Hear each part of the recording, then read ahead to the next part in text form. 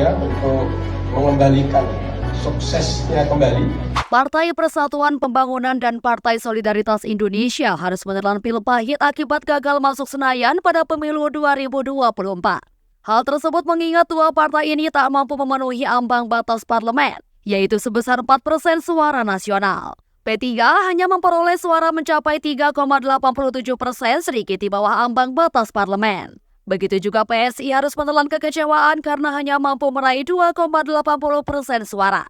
Gagalnya P3 masuk ke Senayan ini ternyata menimbulkan kekecewaan juga di kalangan pengamat dan politisi. Sebab partai berlambang Ka'bah ini sebagai salah satu partai tertua yang telah lama berdiri sehingga tentunya mendapat sorotan khusus.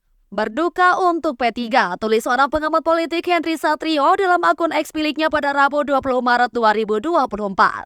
Padahal Henry melanjutkan P3 merupakan partai senior yang turut mewarnai sejarah pemilu dan parlemen sejak tahun 70-an.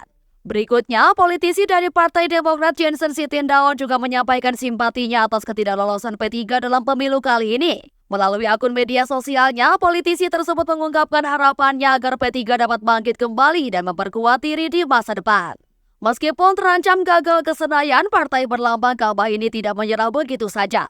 Mereka telah menyatakan keberatan atas hasil rekapitulasi di Komisi Pemilihan Umum Republik Indonesia.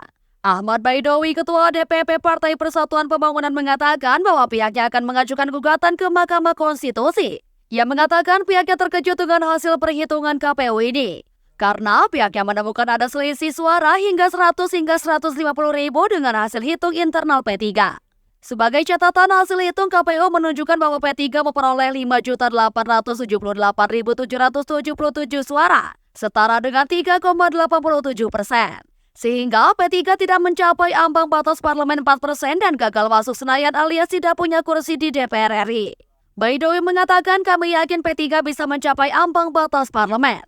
Kami akan buktikan di MK selisih suara hasil hitung kami dan hitung KPU dan kami yakin menang. Di tempat terpisah, PLT Ketua DPW P3 Jawa Barat Pepep Saiful Hidayat mengatakan, masih ada waktu 3 hari untuk menerima atau mengajukan gugatan terhadap hasil hitung KPU tersebut ke MK.